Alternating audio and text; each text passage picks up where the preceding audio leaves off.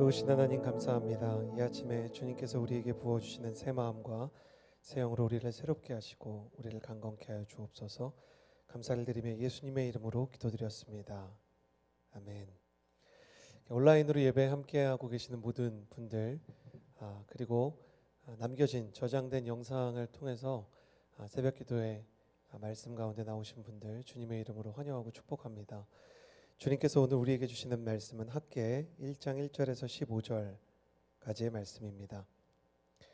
다리오 왕 2년째 되는 해 여섯째 달 1일에 여호와의 말씀이 예언자 학개를 통해 스알디엘의 아들 유다 총독 스룹바벨과 여호사닥의 아들 대제사장 여호수아에게 임했습니다. 만군의 여호와께서 이렇게 말씀하셨다. 여호와의 집을 지을 때가 되지 않았다라고 이 백성들이 말한다. 그때 예언자 학개를 통해 주신 여호와의 말씀입니다. 성전은 무너진 채로 남아 있는데 너희만 꾸며진 집에 살고 있을 때냐. 그러므로 이제 만군의 여호와께서 이렇게 말씀하셨다. 너희가 걸어온 길을 잘 생각해 보라.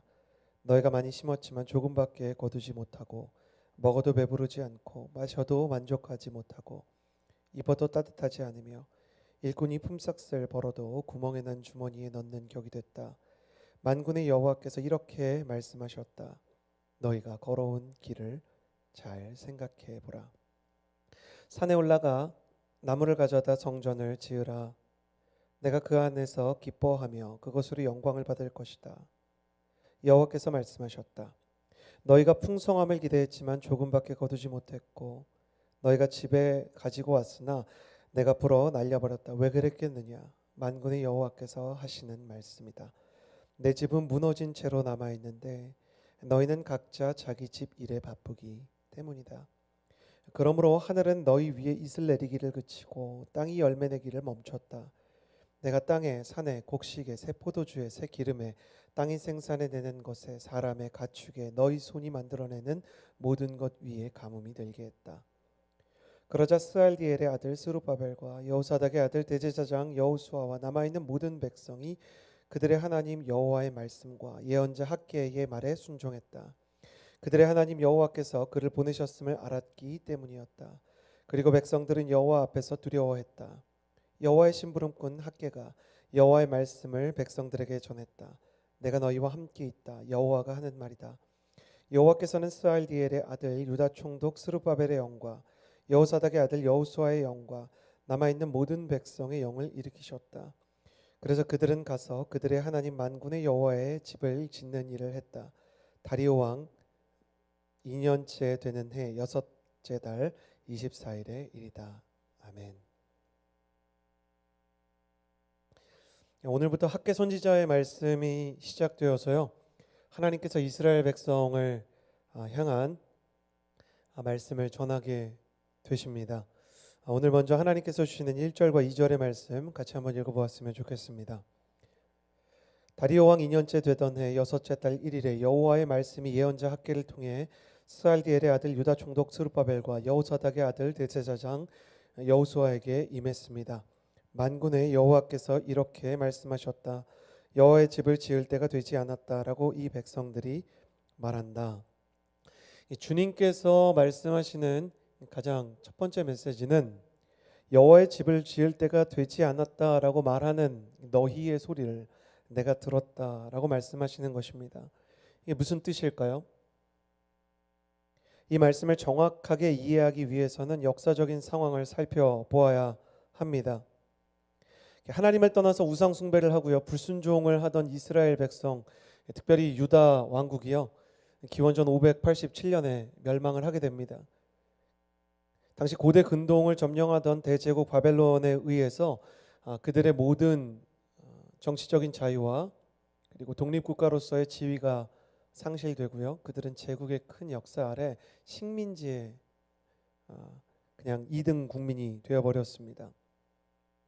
유대인들은 제국의 포로가 되어 이방 땅으로 끌려갔고 모든 재산을 잃어버렸고 모든 꿈과 희망도 사라지게 되었습니다. 이는 전적으로 그들이 하나님을 잊고요, 그분의 말씀에 불순종했기 때문이었습니다. 그러나 유대를 멸망시켰던 그 바벨론마저요, 다음 강대국이었던 페르시아에 의해 멸망하게 됩니다. 이 페르시아는 바벨론보다 훨씬 더 큰 제국이었고요. 고대 근동을 넘어서 캄비세스라는 2대 왕은 고대 근동 제국에서 그 누구도 하지 못했던 애굽 땅까지 자신의 통치권을 확장시키는 일을 하게 됩니다. 이 페르시아가 독특하게 취한 정책이 있었는데 관용 정책과 식민 통치를 하는 각각의 백성들에게 자치권의 일부를 나누어 주는 일이었습니다. 그래서 고레스 왕은요, 이 초대 왕이죠. 이스라엘 백성을 유대 땅으로 되돌려 보내주고 예루살렘 성벽을 건축하고 성전을 건축할 수 있는 권한을 그들의 백성들에게 주게 됩니다. 중요한 사실은 고레스가 그들을 돌려보내는 속셈 가운데 신앙적인 동기는 전혀 없었다는 것입니다. 우리가 에스라서 1장을 읽을 때 고레스가요, 이스라엘 백성을 긍휼히 여기고 또 하나님을 존중해서 그들을 돌려보내는 것처럼 묘사가 되어 있는 칙령이 이렇게 써 있어요. 그래서 거기 뭐라고 써 있냐면 하늘의 왕 여호와가 너희를 돌려보냈다 이렇게 써 있는데 카피 앤 페이스트입니다. 바벨론 민족을 돌려보낼 때는 너희의 왕 마르둑, 바벨론의 신이죠. 벨과 무로닥, 마르둑과 같은 신이 너희를 돌려보낸다 이렇게 써놨고요. 애굽의 포로를 돌려보낼 때는요, 너희의 왕 태양신 라가 돌려보낸다. 이하 내용은 똑같습니다. 고레스가 왜 돌려보냈느냐? 자기 민족에게 고향을 회복하게 하면 그들이 변방 국가를 더 충성심 있게 지킬 것이라는 정치적인 속셈이 있었기 때문입니다. 그러니까 철저하게 정치적이고 정략적인 정책이었어요. 그랬기 때문에 포로로 끌려갔던 사람의 절반도 되지 않는 사람들만 이스라엘 귀환에 지원하게 됩니다. 나는 너희의 정치적 속셈에 놀아나지 않겠다. 그럼 돌아간 사람들은 바보냐? 이미 페르시아와 바벨론 이방 땅의 이민자로서 이등 국민이긴 하지만 그 문화와 그 풍토와 그 음식에 다 적응이 됐잖아요. 심지어 시간이 오래 지났기 때문에 유대 땅에서 태어나서 그 어린 시절 예루살렘에 대한 기억이 있는 사람은 아무도 없었습니다. 그런데도 불구하고 에스라, 느헤미야와 같은 사람들은 왜 돌아갔는가? 예레미야와 이사야의 예언이 있었기 때문입니다. 놀랍게도요, 고레스가요 이스라엘 백성을 돌려보냈던 것은 예루살렘이 멸망당할 때 1차, 2차, 3차에 의해서 포로가 이렇게 잡혀왔거든요. 1차 포로가 잡혀간 지 70년째가 되는 해였는데 예레미야가 나라가 패망할 때 포로가 끌려간 지 70년이 되면 너희가 풀려날 것이다 예언을 했었습니다. 더 소름 돋는 건 이사야의 예언입니다. 그 포로를 귀환시키는 왕의 이름은 아마 고레스일 것이다 이렇게 기록을 해놨는데 이 고레스라는 이름이 기록된 이사야의 예언이요, 고레스가 태어나기 200년 전입니다. 얼마나 놀랬겠어요. 여러분 생각해 보세요. 성경에 만약에 문재인이 대통령이 될 것이다 이렇게 써 있다고 생각해 보세요. 아마 나중에 고레스는 이사야서를 평생 읽지 못한 것으로 아마 학자들은 연구를 하는데요, 자신의 이름이 성경에 기록되어 있다, 200년 전에 이미 고레스의 이름이 제국의 왕 이름으로 기록되어 있다는 것을 스스로 발견했다면 깜짝 놀랐을 것입니다. 이 말씀을 기억하고 있었던 소수의 사람들이 하나님의 예언이 이루어진 것이구나, 겉으로 볼 때는 저들이 정치적인 속셈에 의해서 자신의 계산에 의해서 우리를 돌려보내는 것 같지만 하나님의 손안에 있구나, 이 희망을 가지고 돌아가게 되는 것이 이 포로기의 신앙, 에스겔과 다니엘과 이 모든 이 후기에 나오는 에스라, 느헤미야와 같은 이 역사적인 신앙이었던 것입니다. 이스라엘 백성이 예언에 의해서 그 말씀을 아는 자와 모르는 자가 나눠져서 말씀을 지키는 자들이 그 고향으로 돌아가는 그 마음은 마치 기록된 말씀에서 홍해를 건너는 마음과 같지 않았을까 생각합니다. 정말 하나님의 말씀대로 되는구나, 보이지 않는 길을 하나님께서 준비하셨구나. 그런데 그 기쁨도 잠시 돌아가자마자 그들이 복병을 만나게 됩니다. 그들이 스룹바벨과 함께 1차 포로 귀환을 하게 되었을 때 성전을 짓기 시작했는데요, 하나님의 뜻과 비전에 따라서 열심히 성전을 건축하는 동안 그 땅에 남아있었던 소수의 사람들, 곧 사마리아 사람들이라고 불리는 같은 민족이었지만 이제는 혼혈 민족이 되어버리고 신앙의 정체성을 다 잃어버렸던 사람들이 유대인의 성전 재건과 성벽 건축을 사사건건 방해하기 시작하고요, 여기서 더 나아가 총독에게 편지를 보냅니다. 총독과 황제에게 편지를 보내서 저 사람들이 성전을 짓고 성벽을 지으려고 하는 것은 이 페르시아 제국에게 반역을 준비하는 것입니다. 그 상소가요, 가짜 뉴스고 헛소문이었는데도 불구하고 반복돼서 들어가고 또 들어가니까 황제와 총독이 그것을 무시하지 못하고 결국 성전 건축이 중단됩니다. 1차 포로 귀환과 함께 시작됐던 성전 건축이요, 그 뒤로 얼만큼 중단되어 있었느냐? 20년이 중단되어 있어요. 약 20여 년이 지난 시점에서 여러분, 건설업계에도 이런 말이 있습니다. 아파트도 짓다가 건설사가 도산해서 10년이 지나잖아요. 그러면 헐고 다시 짓는 게 낫다 그래요. 중단된 상태에서 우리가 콘크리트 밑으로 넣어놨던 하수도관이나 그 보일러관 같은 것이 굉장히 많이 손상됐을 수 있기 때문에 이건 다시 짓는 게 차라리 비용이 적게 든다는 말이 있을 정도예요. 20년이 방치되었습니다. 예루살렘 중앙에 아름답게 짓기를 원했지만 건축된 지 얼마 지나지 않아 중단된 그 흉물스러운 폐허, 사람들이 그곳을 지나고 있었지만요, 20년이 지나니까 그 폐허가 익숙해지는 거예요. 그러면서 사람들이 재건에 대한 꿈을 잃어버리기 시작했습니다. 우리는 이런 일이 찾아올 때 당황을 합니다. 하나님의 사람과 하나님의 일이 어떻게 방해와 반대를 겪을 수 있을까? 그리고 그렇게 열심히 기도해서 성전 건축처럼 하나하나 벽돌을 쌓듯이 수없이 많은 시간 기도했던 내 기도에는 왜 응답이 없을까? 우리는 이런 생각을 하게 되죠. 사실 하나님의 일이 아닌데 내가 착각을 했던 것일까? 아니면 하나님의 일이 맞는데도 하나님께서 나를 도와주시지 않는 것일까? 답을 찾을 수 없는 시간 속에서 사람의 영혼은 지쳐가고요, 아까 이야기한 것처럼 지친 상태에 익숙해져서 지치고 힘든 상태가 나의 표준, 디폴트가 돼버립니다. 이것을 영적으로 무엇이라고 얘기할 수 있냐면 권태라고 부르는 거예요. 지친 게 나의 일상이 된 것입니다. 여러분, 사람이 안경을 처음 했을 때는요, 굉장히 어색합니다. 저도 과거에 지금은 라식 수술을 해서 안경을 안 쓰고 눈 앞을 볼 수 있는데 굉장히 오랜 시간 동안 안경을 꼈거든요. 처음 했으면 코골이 때문에 코가 아프고 귀가 아프고 이 안경의 테두리들 때문에 시야가 방해되는 것 같고 처음엔 불편한데 쓰다 보면 익숙해지잖아요. 육신이 아픈 곳이 하나의 어떤 그 보조 기제들을 착용하게 되면, 어르신들 이야기를 들어보면 지팡이도 처음 짚을 때는 비참하지만 짚다 보면 적응이 된다고 이야기합니다. 영적인 권태가 이렇습니다. 우리의 인생에서 실패와 아픔과 영적인 침체가요, 처음에는 우리를 괴롭게 하는데 나중엔 거기에 적응이 되는 거예요. 그래서 뜨겁지 않습니다. 그렇다고 차갑지도 않습니다. 하나님을 안 믿는 건 아닙니다. 그렇지만 하나님의 말씀에 순종하지도 못합니다. 찬양을 안 하는 건 아닙니다. 그런데 정말 기쁜 것도 아닙니다. 기도를 안 하는 건 아닙니다. 그런데 기도하지만 그 기도가 믿어지지 않는 것입니다. 처음에는 질문을 합니다. 왜 이런 일이 일어났을까? 그런데 그냥 이런 건가 보다라고 포기를 하게 됩니다. 그리고 이 권태 속에서 차츰 우리의 신앙은 녹슬어져 가는 것입니다. 자동차가요, 사고가 나서 수리를 하면 다시 갈 수 있습니다. 그런데 철판에 칠해 놓았던 페인트가 다 벗겨져 가지고요, 녹이 쓸어서 철판이 다 부식되잖아요.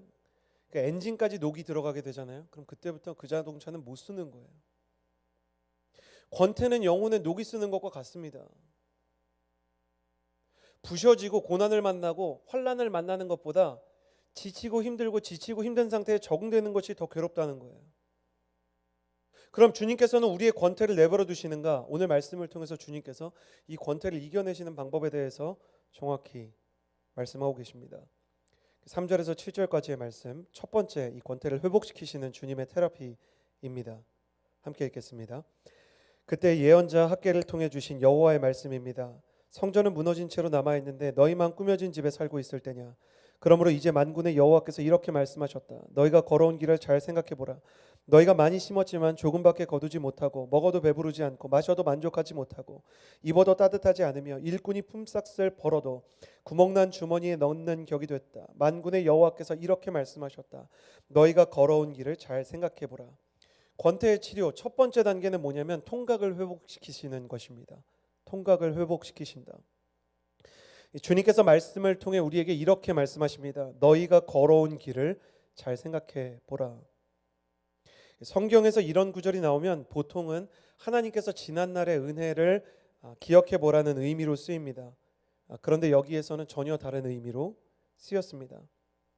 너희가 심어도 거두지 못하고 먹어도 배부르지 않고 마셔도 만족하지 못한다. 지금 너희의 처지와 형편을 생각해 봐라. 너희한테 정말 선한 게 있느냐? 너희한테 정말 배부름이 있느냐? 너희에게 정말 만족이 있느냐? 너희에게 정말 기쁨이 있느냐? 정직하게 너희 내면을 보아라.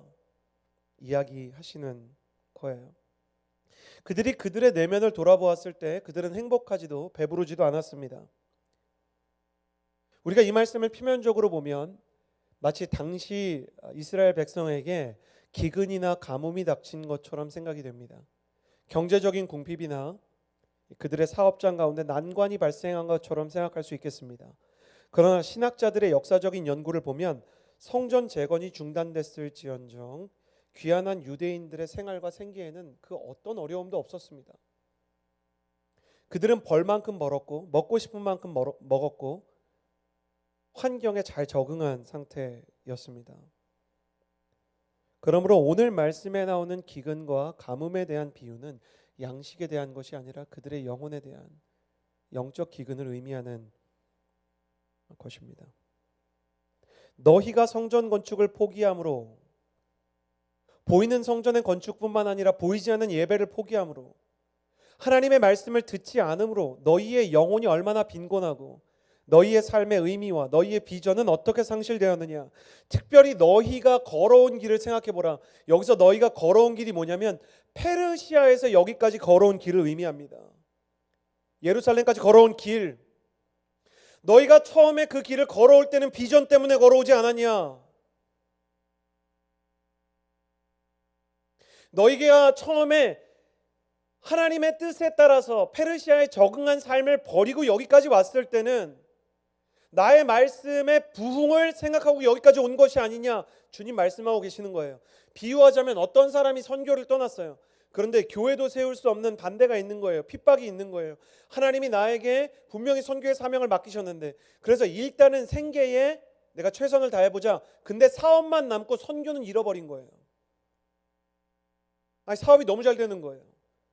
아이들이 국제학교에서 좋은 스코어를 받는 거예요. 그러니까 주님이 물어보시는 거예요. 너 이러려고 선교하니? 마치 이런 상황인 것입니다. 주님이 우리에게 똑같이 물어보고 계세요. 너 뭐 때문에 온누리교회 왔니? 너 뭐 때문에 지금 새벽 예배 보고 있니?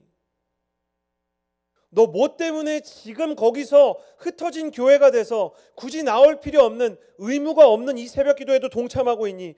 주님은 이 민족의 속성과 본능을 너무 잘 알고 계셨어요. 이게 뭐냐면 내가 선택한 이스라엘 백성이라면, 이 귀환에 협력한 유대인이라면 너희 안에는 보이지 않는 영적인 DNA가 있다. 너는 비전 없이 살 수 없고 예배 없이 살 수 없고 은혜 없이 살 수 없는 사람이다. 너희가 너를 알지 않냐? 너희 자신이 누구인지를 알지 않냐? 너희는 내 백성이고 은혜 없이 살 수 없는 사람이라는 것을 너희가 알지 않냐? 나도 알고 너희도 알고 있다 말하는 거예요. 저와 여러분이 하나님을 향한 이 메시지 앞에 서 있습니다. 새벽에 우리가 왜 이 메시지를 선포하고 듣고 있겠습니까? 여러분에겐 보이지 않겠지만 여긴 정말 소수의 몇몇 교역자밖에 없습니다. 사실 스탭들로 앉아있는 분들. 그렇지만 이 화면 너머로 참여하고 계시는 분들 왜 보고 계시냐고요? 간단합니다. 우리의 마음이 하나님의 말씀과 은혜 없이 살 수 없는 사람이기 때문입니다. 본능적으로 이럴 때일수록 더 기도해야 함을 알기 때문입니다. 그래서 이 새벽을 깨워서요, 유튜브로라도 이 말씀 가운데 참여하기를 원하기 때문입니다. 내가 지금 비록 침체와 권태 가운데 있을지언정 나는 하나님의 말씀과 은혜 없이는 살 수 없다는 고백이 있기 때문에 여기에 집중하고 있는 것입니다. 그렇습니다. 우리는 하나님의 은혜 없이 살 수 없습니다. 영적인 권태는 문둥병과 같습니다. 처음에는 공허하지만 점점 앞서 말한 것과 같이 아무런 통증이 느껴지지 않죠. 하나님께서 문둥병자를 고치실 때, 예수님께서 세상에 오셔서 고치실 때 어떤 일이 일어났는가? 그들이 다시 통증을 되찾았습니다. 주님의 은혜는 통증과 함께 시작됩니다. 내가 왜 이렇게 영적인 권태를 느끼고 있는가? 내가 왜 이렇게 영적인 실패를 경험하고 있는가? 내가 왜 이렇게 음란과 교만과 거짓의 죄에 쉽게 굴복하는 비참한 처지가 되었는가? 하나님의 은혜가 임하기 위해서는요, 영적인 통증이 먼저 임합니다. 사도행전을 보십시오. 회개의 눈물이 있을 때 성령의 충만이 있었습니다. 그들이 그들의 죄와 비참한 처지와 복음을 전하러 갈 수 없는 마가의 다락방에 숨어있는 비참한 신세로 세상을 두려워할 때 오히려 성령께서 그들을 찾아와 주셨습니다. 만일 당신이 이 말씀을 듣는 동안 여러분의 영혼의 통증을 마주할 수 있다면 당신은 죽지 않을 것입니다. 내가 정말 영적으로 침체되었다. 내 영혼 가운데 영적인 권태가 찾아왔다. 내 스스로 그렇게 진단할 수 있고 내게 문제가 있다고 정직하게 고백할 수 있다면 당신은 살아날 수 있을 것입니다. 너무나 감사한 것은요, 너무나 위대한 것은요, 학개 선지자가 이러고 있을 때냐, 우리가 정말 이것으로 만족할 수 있느냐, 이 예루살렘 땅에 적응하는 것이 우리의 삶이냐 라고 말했을 때 이 이스라엘 백성의 마음이 뜨거워졌다는 거예요. 지금 우리에게는 이것이 필요합니다. 이 시대의 청년들은 정말 마음을 뜨겁게 하는 말씀이 필요합니다. 흩어진 상태로도 하나님의 말씀 때문에 기도하는 시간을 통해 말씀이 그 마음을 뜨겁게 하고 기도가 우리의 눈에 다시 눈물을 찾아주는 그 현상을 그리워합니다.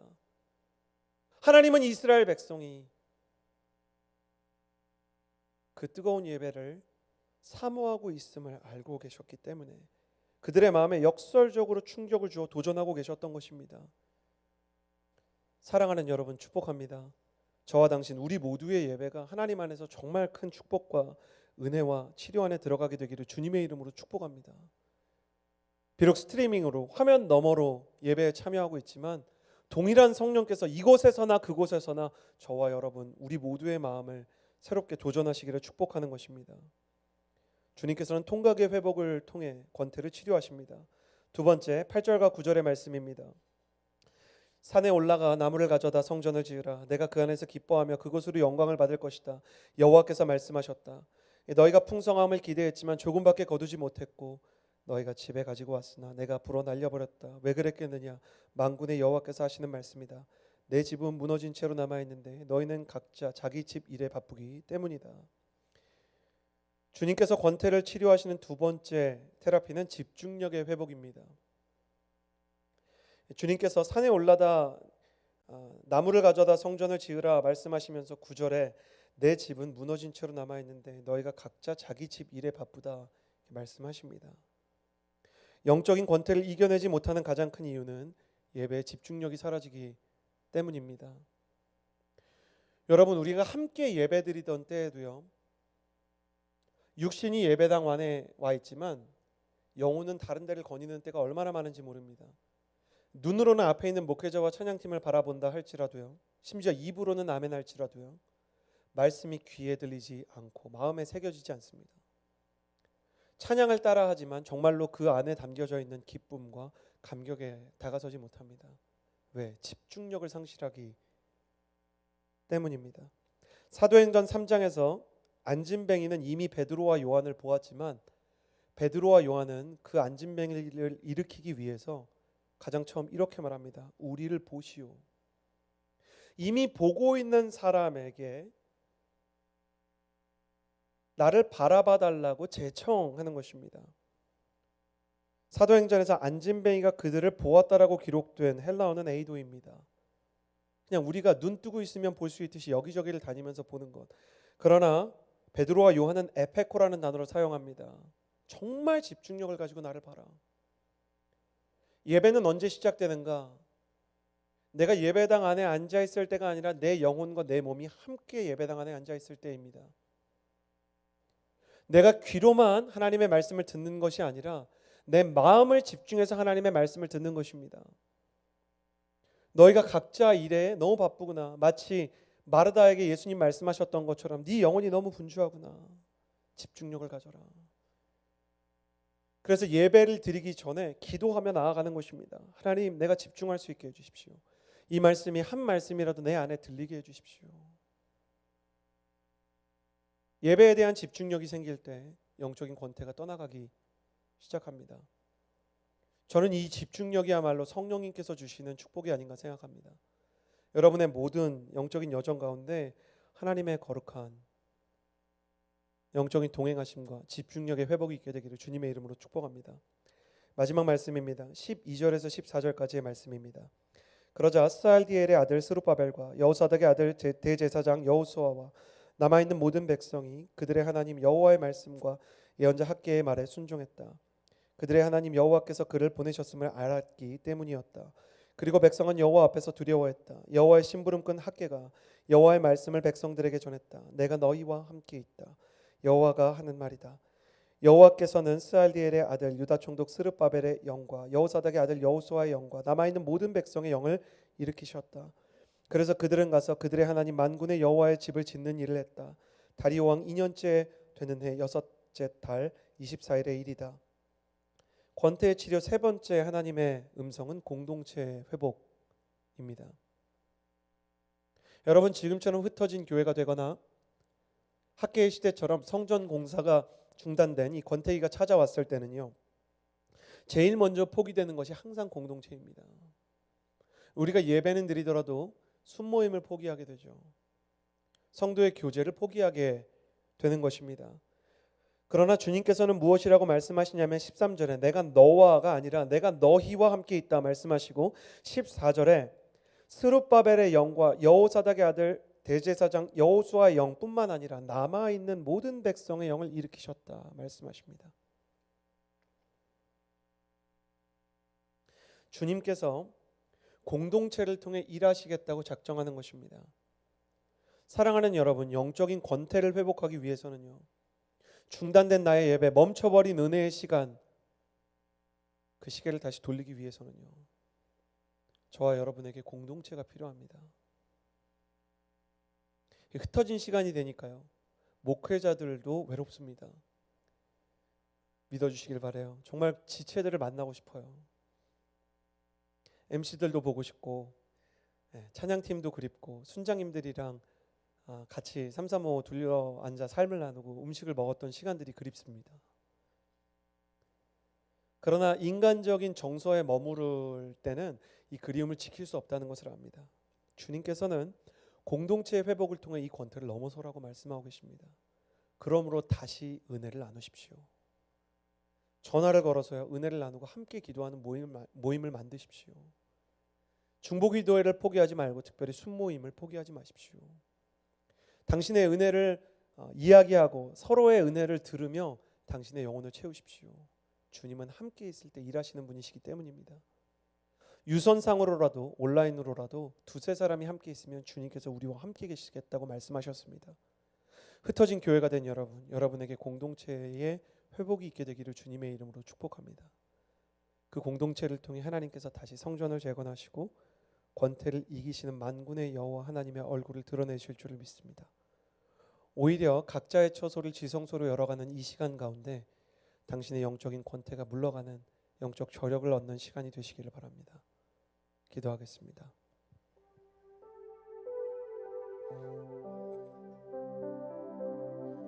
참 좋으신 하나님 아버지,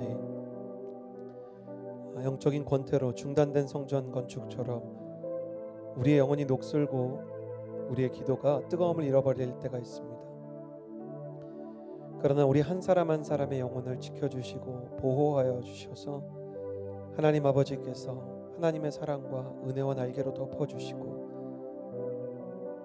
흩어진 교회가 되어 예배하는 이 모든 시간 주님과 함께 동행하는 하나님의 사람이 되게 하여 주옵소서. 주님, 이미 이러한 일이 있을 줄 아시고 이 시점에 학개의 말씀을 나누게 하신 주님의 해안을 바라봅니다. 마치 무너진 것 같은 성전의 현실 속에 오히려 더 깊은 예배와 더 뜨거운 영적인 회복이 일어나는 한국교회가 되게 하시고 공동체의 회복과 사랑의 나눔을 일으키는 이 나라 이민족이 되게 하여 주옵소서. 오늘도 애쓰고 수고하는 의료진들과 수고하는 공무원들과 현장직들과 모든 정부와 국회에게 하나님께서 기름 부어 주셔서 하나님 오늘도 힘을 합쳐 이 어려운 난관을 영적으로 또 현실적으로 돌파할 수 있는 하나님의 사람들이 되게 하여 주옵소서. 우리를 통해 하나님의 일을 이루실 주님을 찬양하며 예수님의 이름으로 기도드렸습니다. 아멘. 저희가 잠깐 BGM을 틀어드릴 텐데 각자의 처소에서 기도하는 분들 개인적으로 기도하는 시간이 되셨으면 좋겠습니다. 기도하겠습니다.